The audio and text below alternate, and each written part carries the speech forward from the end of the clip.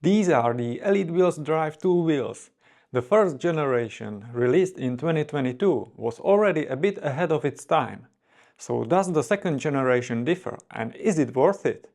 I've tested them both in-house and in the Slovenian mountains, and here is what I found. Full disclosure, I received the wheels from Elitewheels, but as always, I will be 100% honest with you, and during testing, I also followed my wheel testing protocol. When I opened the box, the first thing that pleased me was how Elitewheels improved their presentation. The wheels arrived in a branded box, neatly packed in protective wheel bags, with the tubeless valves already installed, glued rim tape, and a branded bottle included. There were also 4 spare spokes stored in a small, sleek box.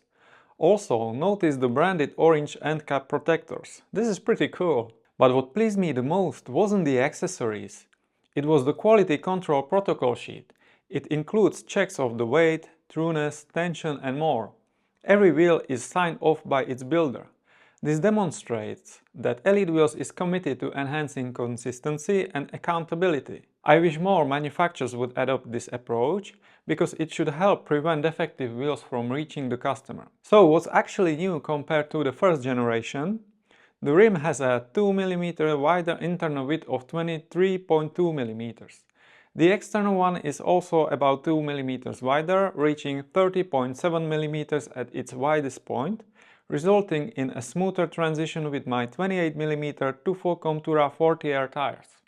The weight remains virtually the same, around 1300 grams for a 50 mm deep option. My set weighed 1322 grams with tape, which is right in line with the claimed 1300 grams without the tape. The hubs have been completely redesigned and now feature a 50-tooth canonical ratchet instead of a pole system. The hub flanges are enclosed, so if a spoke breaks, it should not pop out. I will talk about the hubs later in the video.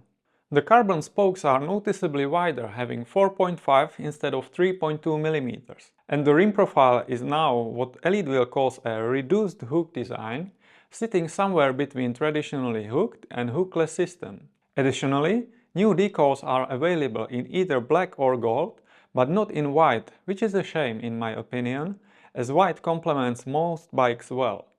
The only downside for some riders will be the loss of the rim brake version. And yes, the price went up from $11.99 to $12.99 US without the discount. Before hitting the road, I ran my usual in-house tests. The lateral trueness was excellent, with less than 0.3 mm of deviation, and radial trueness was basically perfect. Spoke tension was one of the most consistent results I've ever measured, with no spoke more than 5% of the average. The hubs were perfectly centered, showing this part was spot on as well. I also inspected the inside of the rims, and the walls were smooth and clean with no excess resin. Everything pointed to a very high manufacturing and assembly quality. However, the tire test was not as smooth. As always, I used the 28 mm 2/4 Contura 40R tire, and I can honestly say this was the hardest wheel set I've ever tried to mount the tires on. I needed levers, and it took some effort. The good news is that once the tires were on, seating them was a breeze. A few strokes with a floor pump and they popped into place without the need for sealant or a compressor. So yes, getting them on is a pain, but once you are past that, the system works as promised. This is perhaps better than the opposite scenario, where you can mount the tires easily, but seating them requires a compressor, as not everyone has one. By the way, don't forget to join my Facebook group that's related to everything Chinese bikes. I'm looking forward to see you there. Now let's finally talk about the riding characteristics. The first thing you notice is the responsiveness. These retain their signature feature from the first generation. They feel agile and accelerate almost instantly. Every pedal stroke feels like it translates directly into forward speed. That's the beauty of stiff carbon-spoked wheels. On smooth roads, they feel amazing. The flip side, though, is comfort on rough roads. The harshness does creep in, and you will want wider tires or lower pressures to smooth things out. If you are used to steel spokes, you should notice the difference. But the Drive II are not as harsh as some super stiff wheels like the Loon Mega. Speed-wise, they feel fast, but not dramatically faster than the Drive first generation. At this level, most wheels perform so closely that the differences are marginal. Honestly, swapping from a mediocre tire to a really good one would probably give you more speed gains than switching between Drive 1 and Drive 2. They feel like they are holding speed well, especially on rolling terrain, and feel competitive with anything else in this price range. They shine in stability. On long descents in Slovenia, I pushed them past 70 km per hour, and they stayed rock solid. No wobble, no nervousness. This also applies to crosswinds. Compared to something like the Trifox VT11, which wobbled at speed, the Drive 2 felt predictable and safe. Cornering was equally sharp, thanks in part to the slightly wider inflated tires. My 28s measured just over 30 mm on these rims, which helped with grip, comfort and confidence. Thanks to their low weight, I also enjoyed climbing with them. And climbs in Slovenia are not exactly easy. Take the Kolovrat or Mangart, for example. Both average around 8%. Mangart is 8.8% and over 10 km long. But the views are worth it. What do you think? Have you ever been to Slovenia? Let me know in the comments below. The new Kinetic hubs also deserve a mention. The conical ratchet is designed to provide a larger engagement surface, reducing the likelihood of skipping under power, and the engagement should also be faster. After about 800 km, I haven't had any issues at all. Engagement is fast, precise and solid. But to be fair, I can't say it feels noticeably different from other ratchet systems I've used. The real benefit might only show over the long term, or maybe not at all. We will see. The hub sound is loud enough but not too much to be annoying.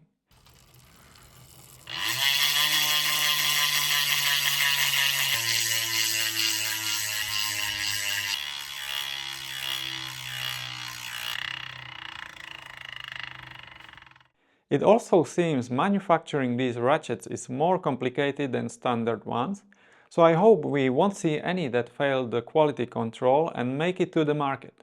That would really drag these wheels down. I also appreciate the enclosed flanges. If a spoke breaks, the others should stay in place. That's different from the first generation, which had open flanges and where this scenario was more likely. The spokes have rounded heads, not T-heads, unlike the Loon Hyper or Nipes Nova. This makes them more likely to be misaligned when building the wheel, so the wheel builder has to be a bit more careful. So how do the Drive 2 wheels compare to the alternatives? The direct competitors such as the Farsport C5s are a bit more comfortable with their steel spokes, but maybe not as snappy. Iolio's NX2 SL2s are also steel spoked, so again a little bit more forgiving. Then we have the pricier wheels such as the Upwind Pro Plus, which are heavier but balance stiffness, stability and comfort very well. The front wheel is also much wider. Loon Hyper 3s are also more expensive and a bit less stable in crosswinds, but feel more rigid. Against all of these, Drive 2 holds its ground as one of the best in its price category. The only question marks for me are the long-term reliability of the hubs and their ceramic bearings, as well as the reduced hook rims. In theory, these rims should combine the benefits of hooked and hookless designs, but they aren't as proven yet. I just hope I or other users won't experience tire blow-offs that can be encountered with hookless rims. Overall, it's nice to see that Elitewheels continuously improves its products, quality control processes and presentation. In the end, they already sponsor several continental and pro-continental teams as well as the global cycling network, so they can't afford to make mistakes. I believe Elitewheels Drive 2 wheels are worthy successor to their first generation. They keep what made the first Drive wheels so good, quick acceleration and stiffness, while adding stability and a wider rim. They are not perfect. Mounting tires is difficult and on rough roads the ride is a little bit harsh.